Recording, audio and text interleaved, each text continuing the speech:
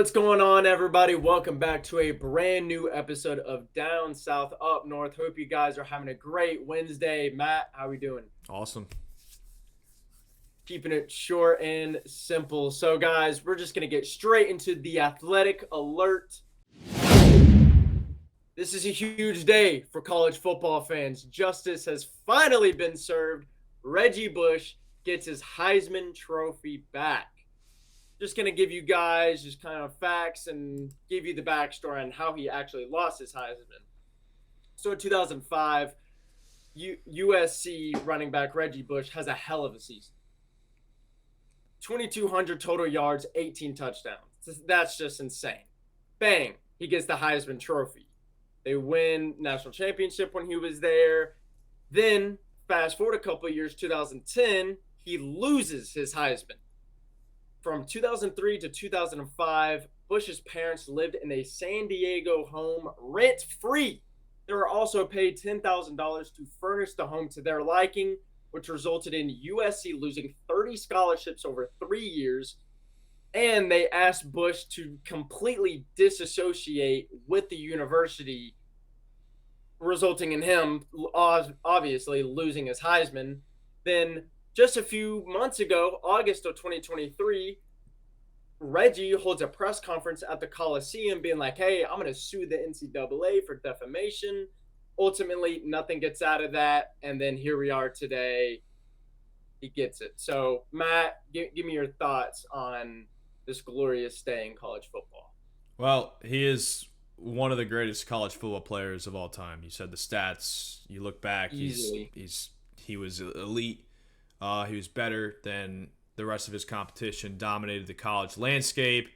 20 years later, maybe that's all he had to wait, right? 20 years. Finally get this recognition and stuff. But the president of the Heisman Trophy Trust came out and said, quote, "We are thrilled to welcome Reggie Bush back to the Heisman family in recognition of his collegiate accomplishments." But to me, that's just, it's sad that that's the way you phrase everything. Like, really? Are you really thrilled? I mean, you kept it for, 14 years? And you didn't care? And honestly, I think they did this out of being threatened so many times. I mean, you had the Johnny Manziel documentary came out. He was, talking about Reggie's Heisman. Because Johnny Manziel was making money off of his Heisman Trophy. Or not off his Heisman Trophy, but his college performance. And he got to keep his? And he kept his. And then you have this whole race debate of, well, Manziel was a white guy, Bush is a black guy, one gets a keep in the other. But at the end of the day, it's like Manziel is vouching. He said, and then he came out not too long ago, he said, I'm going to remove myself, my name, my image, everything from the entire association until Reggie Bush gets his Heisman Trophy back. But to me, it's like, all right, here we are. It's April 24th, 2024. Why today? Out of all days, because when I woke up, this was shocking news. I was kind of like, what? This is whatever. But a lot of it, I think, is coming from threats. I mean, we're in the NIL age now, and we have been for some time. We're kind of getting used to the whole swing of things and how everything works. And, if he was playing in today's game, he would be making millions of dollars because of his name, image, and likeness. But it's just another coward move. And I sit here and I wonder, what kind of effect did Johnny Manziel have on it? What kind of effect did NIL, have a thing on? And then this is just out of my own curiosity. The NCAA just made a horrible decision to Michigan. Is this kind of like something that covers it up? Right? I mean, are we kind of trying to make things even though the NCAA will never make anything even from the dawn of its time? But it's ridiculous that today is the day he gets it back, and it's just what was going on behind the scenes that could have made this occur on this very day. That's where my mind is at. Yeah, the Michigan, my head's kind of in that same space too, where I'm like, Michigan cheated. And blatantly cheated, and they go undefeated and win a national championship. They finally force some kind of punishment to the university, and it's a little slap on the wrist. So everyone's like, what the hell? Like, that's stupid. Well, yeah, what the hell? And then all of a sudden they're like, well, Reggie gets his Heisman back. So I think the NCAA is thinking, hey, we're going to just do this so everyone's going to show love to Reggie and just be like, hey, Reggie, yay, yay, It's Reggie, kind Reggie. of like a distraction of what they just Yeah, did. it's going to be, yeah, it's a distraction. And then just all of a sudden that Michigan punishment is just going to fade away in everyone's memory. And then we're just going to be back to normal. So Now, look. To be fair, the Heisman Trophy Trust and the NCAA are two separate committees, but they work very closely together. So I'm sure the ideas and discussions amongst themselves are pretty closely related. But it's like do we celebrate today? Right? I mean, is it hey, justice for Reggie, justice? But it's like no. It's like it's about damn time. It's about damn time you guys woke up and now put a guy who is one of the greatest college athletes to ever play the game of football in, have respect for him. But now it's like, all right, if you're a producer of a commercial for, I'm sure everybody's seen the Heisman commercials with the Heisman House, I think Barry Sanders and, Jim Brown and all. Well, rest in peace. But, if you're a Heisman guy, like those producers, I'm sure ideas are just flying off of their minds onto a wall somewhere, and they're gonna make some good content with that. Well, Wendy's did something about Reggie not getting his Heisman back. That funny commercial, I believe it was maybe a Super Bowl commercial, or just some kind of just funny commercial. And Reggie goes to Wendy's and he says something, and they're just like, "Yeah, you're never getting your Heisman back." And he was just like, "Oh, okay." So yeah, the Heisman House, like now the ideas are flowing. We should see some pretty funny commercials in the near future. But yeah, like you said, about damn time. Reggie, like both of us are too little. I was 3. You're probably 2 or 3 as well. So too little to really see the prime Reggie. But some of our friends still saw him in the NFL. Still have seen highlights of him. A stud. Yeah, stud. But some of our older friends, I was talking to him about Reggie one day, and he was like, dude, you could throw Reggie and 2 defenders in a hula hoop, and they wouldn't touch Reggie. Reggie was just shifty. He was fast. Like, you want to talk about broken players in video games? I think he was the cover of NCAA 05, I think. It had to be or, either 05, 04 or 05.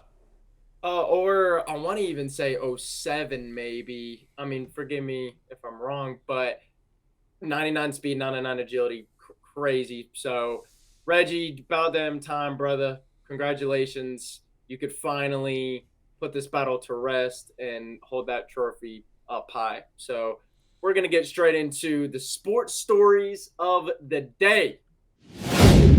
Matt, I'll let you go first. All right. Again, April 24th, on this day in 1963, Kyle, very important day. Bob Cousy played his last NBA game for the Boston Celtics. He retired after this one, but he retired at 34. But he came back 7 years later to play for, I believe it was the Cincinnati Royals. Only played like 7 games at the age of 41 for some reason, but captured his 5th straight NBA title with the C's. Great player, like just a fantastic player. You want to talk about evolution of the game, and I know this is the 60s, so it's kind of hard to comprehend and believe, but this guy was nicknamed the Houdini of the hardware. He really brought that flash, that new style of basketball. You look at guys like Steph Curry, Kyrie Irving, even go back to AI, Allen Iverson. Like, these players, I'm not saying they were inspired by Cousy's play style, but fast breaks, active ball movement, quick, kind of those wide dribbles and, dancing with the basketball, so to speak. Bob Cousy was kind of the first guy to bring this into the NBA, and he's a classic underdog story. He was dropped from his high school team. He didn't even get a chance, really. He was overlooked in college. And then when the draft comes around, it's time to call his name. 3 guys drew his name at, well, there was 3 names in a hat, and 3 gentlemen, drew out of the hat. And the Celtics owner pulled out his name, and they got him with the 3rd overall pick, and the rest is history. They won 6 championships together. You talk about 6 championships. I believe 5 guys in NBA history have done that. And one of those guys is Michael Jordan, and one of those guys is Bob Cousy. They are on the same level of NBA championships. So, long time ago, over 60 years, but Bob Cousy, congrats. And he's still alive, 95 years old, so he's doing good. Yeah, congrats to Bob, Atlanta Hawk, by the way. Yeah, dude, I looked at some of his highlights. He really brought the flash to the NBA before anybody. Like, he was doing behind the back passes. He was doing behind the back layups, dribbles and dribbles and crossovers and all this stuff. So, game changer for sure. Brought a lot of stuff that players still use to this day. So, shout out Bob Cousy for that one. My sports story of the day. We're going way back, 1901. Today was the first baseball game played in the American League. Now, these are some weird names. The Chicago White Stockings versus the Cleveland Blues. They destroyed them 8-2. Now, this is weird because every other game in the American League was canceled due to bad weather. So every other game in the American League. So I'm reading right here. It was a beautiful day in front of 9,000 fans at Southside Park. And they just handled business, man. Destroyed them 8-2. This is just so crazy. Like, this is just so long ago. Let's see here. To have every other game in the American League canceled, that's all eyes on you, I guess. Yeah, all eyes on what is this called? Is a glooming day. Gloomy day. Damn, that is kind of crazy.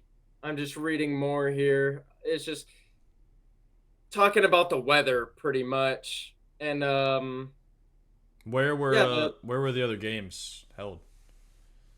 I'm seeing a lot Baltimore, Detroit. Okay, let's keep reading. Just colder weather areas. Yeah, colder weather. They're saying just all up north it was gloomy, just bad weather all around, but somehow it opened up in Chicago. I was gonna say out of all places to have bad weather. Yeah, dude, listen to some of these names. Ollie Pickering, Bill Bradley, Bill Hellman, some of the players. Irv Peck had a great game. He had a double, 3 total bases.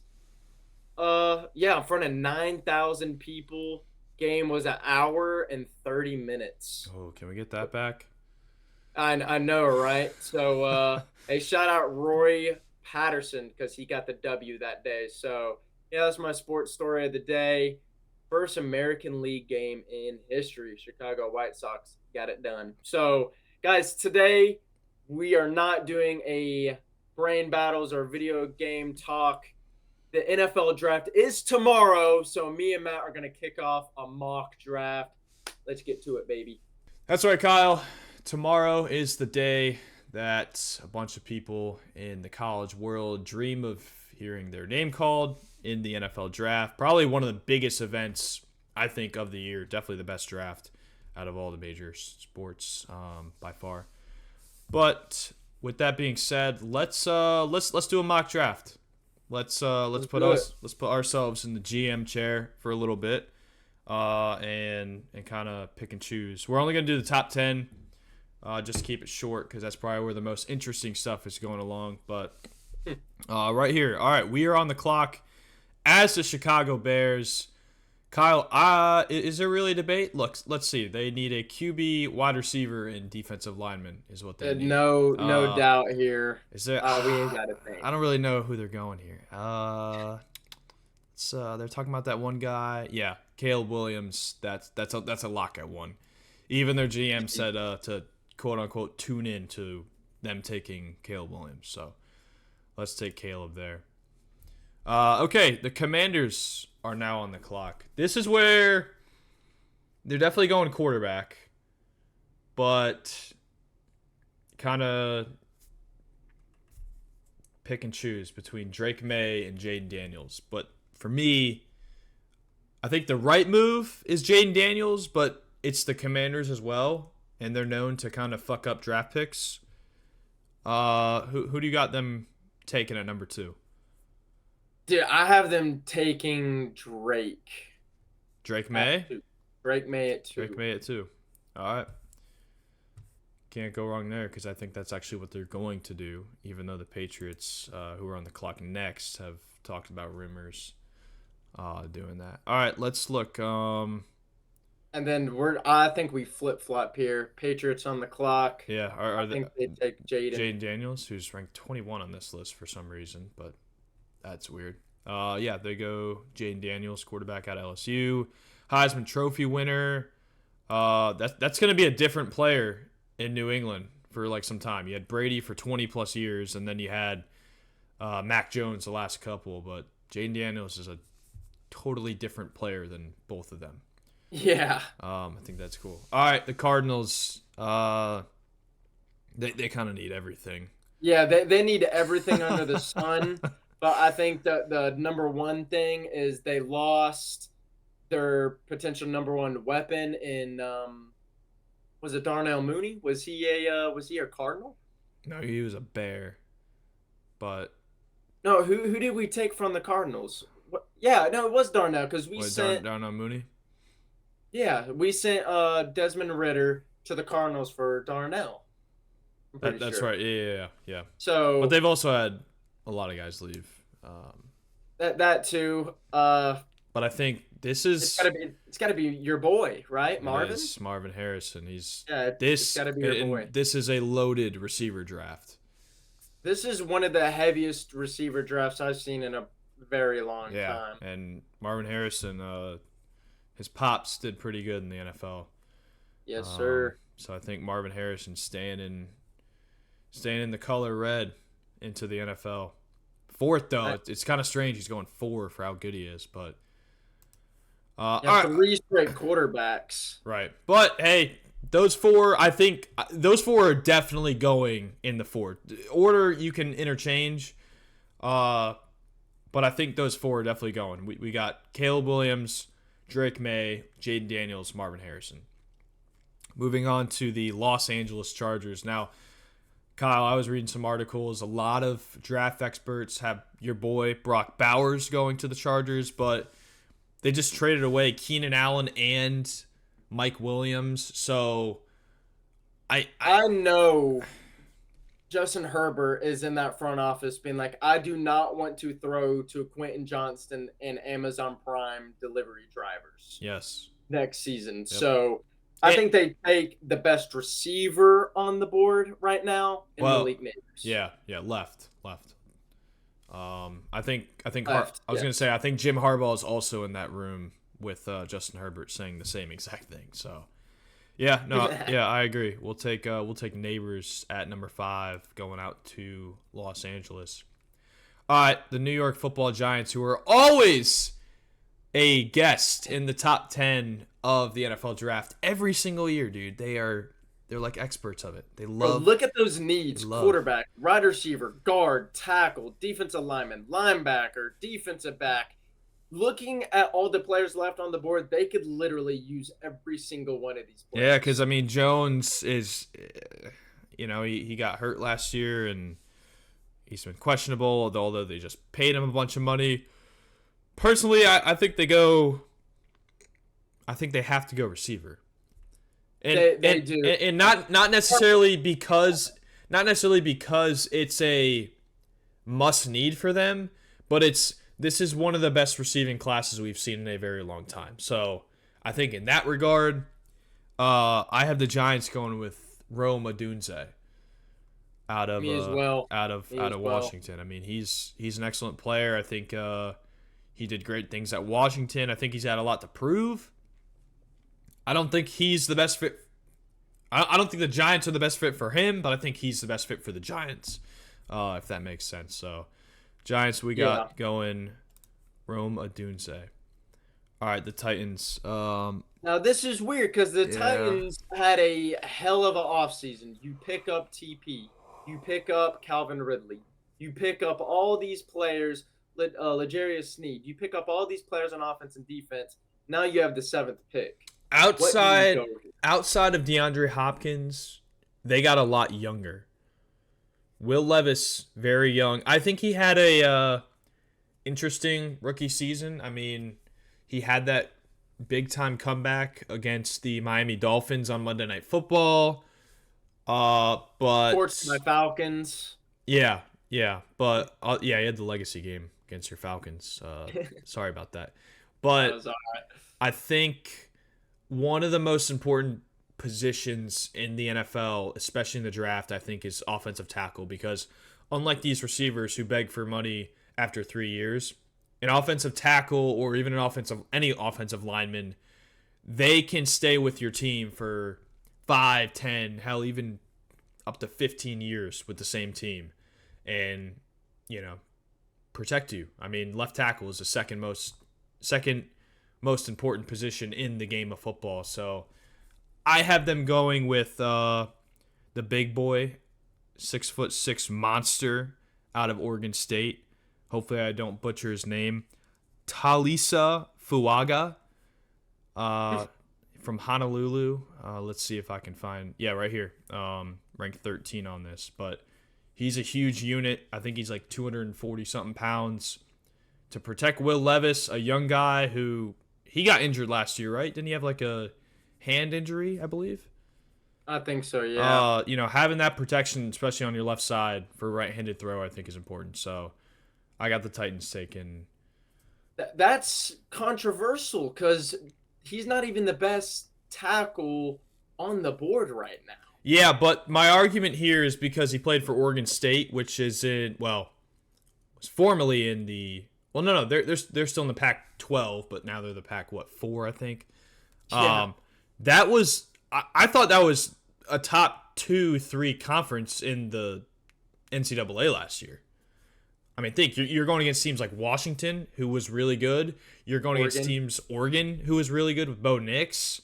Who else? Oregon State was really good. Yeah, I mean, you can't play against yourselves, but a lot of great teams were in the Pac-12. I mean, they probably had the best finale of a season they've had in years past, but that's why I'm going with him here at 7. I'm going Joe All. I'm gonna go different here. That's Joe All from Notre Dame. Notre Dame. You want to talk about a big dude. He's 2 inches taller than Talise. He's 6'8". He's 6'8", 332. Again, though, competition. Like, who is Notre Dame playing compared to Oregon State? I don't think it matters that much for offensive linemen. I think it just like his frame, dude. Why do so many Georgia linebackers and defensive linemen get drafted in the 1st and 2nd round? Because they got an NFL build.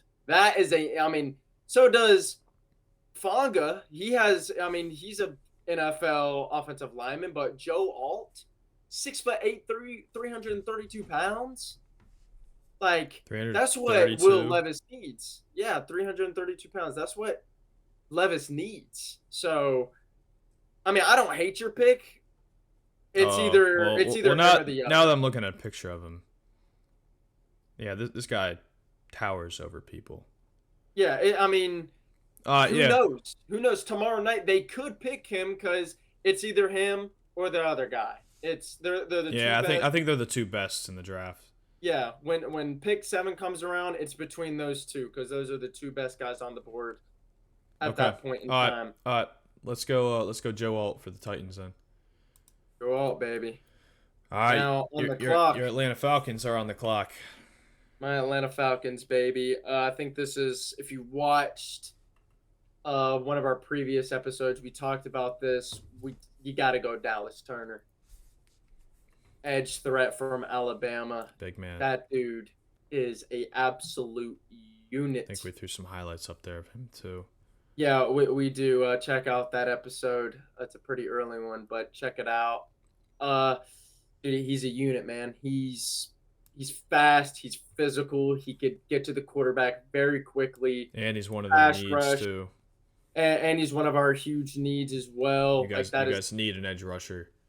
100%. So it's either him or Jared Verse. I've been seeing that guy from UCLA. I'm not even going to try to attempt to pronounce his name because I don't want to butcher it that bad, but you know who I'm talking about, the edge threat from UCLA. So Dallas Turner at 8. Yeah, it's plain and simple here. Absolutely. All right.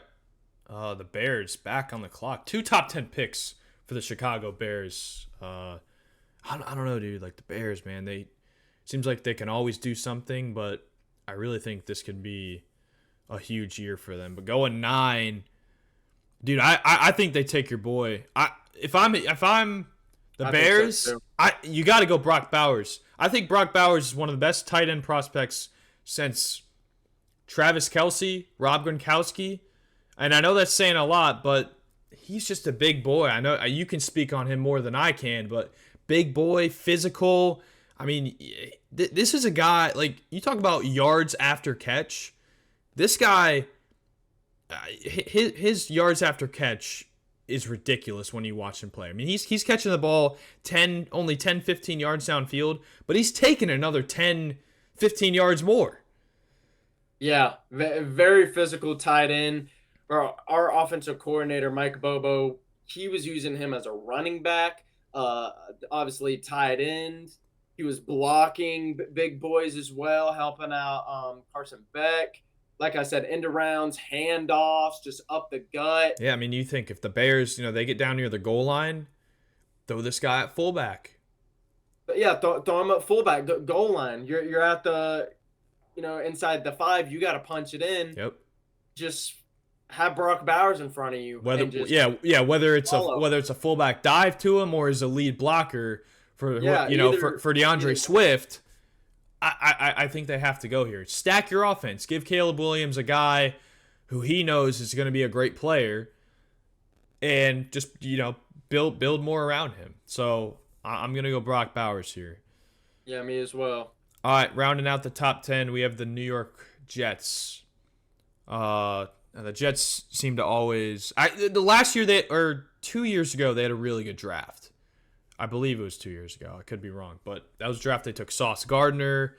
I believe they took Breece Hall in that draft as well. So the Jets have been drafting decently in the last couple of years, and I think it's really come to show. If Rodgers stays healthy, I think it can be a really good season. But a lot of what ifs surrounding the Jets. But with me saying Aaron Rodgers staying healthy, I think the number one thing you need to do is take an offensive tackle to protect that guy, which is why I was going to say Joe Alt, but you convinced me not to. But I think we have to go with Fuaga with this one. I agree. I mean, what else are you going to go here? Wide receiver? I don't know why they have wide receiver, defense, and I mean, I get it. I get it. They have Garrett Wilson. They want a guy to match him up with, but still, a lot of receivers you can go out middle of the season and take. If you really want a receiver that bad, wait till the second round where guys like Lad McConkey is still on the board. Right, or Jalen Polk, you think he's going to be there in the second round? The other guy from LSU? Brian Thomas Jr.? No, Jalen Polk. Or is he Washington? I'm sorry. The Washington receiver, Jalen Polk. No. I think he's going to the first. No, I think Lad McConkey, Brian Thomas. Right. So either way, you can. Mitchell. Right. Those guys are. I think they're going to get drafted before him. But if I'm a GM for the Jets and it's draft night, I don't care if the best player we've ever seen is out there that's a quarterback or a running back. I'm like, no, dude, taking the best offensive lineman on the board, because last year our season was over in about a minute and a half. If that. If that. Like, there's that famous, Prize Picks and DraftKings, or not DraftKings, Underdog. They have like this special picks. It's like, hey, Aaron Rodgers, half a yard, higher or lower. People picked higher and they lost. Yep. Because he didn't pass the ball. His first pass attempt, not even attempt, first pass play, he gets sacked, season over. So, yeah, you got to go tackle here. You got to go Fuaga. So that's going to round it out. All right, those are our top 10 picks. Caleb Williams, Drake May, Jaden Daniels, Marvin Harrison Jr., Malik Neighbors, Rome Odunze, Joe Alt, Dallas Turner, your boy Brock Bowers, and Talisa Fuaga. Fuaga, that's how you pronounce it, Fuaga. I've been saying all sorts of different shit the last 10 minutes. He's from Honolulu, so I'll give you a pass. But that's going to do it for this episode of Down South Up North, Kyle. This has been fun. Great episode. Guys, thank you so much for watching. If you got any segment ideas, any suggestions for the show, anything like that, please comment down below. Make sure to go to our social media, Down South Up North _sports, TikTok, Instagram, YouTube Shorts. Make sure you guys show love to that. You guys have been showing a lot of love recently, so keep up the good shit. But Absolutely. Guys, happy draft. Thank you so much. Happy draft. Good luck to all your teams. We'll see you guys at the podium tomorrow night. Peace.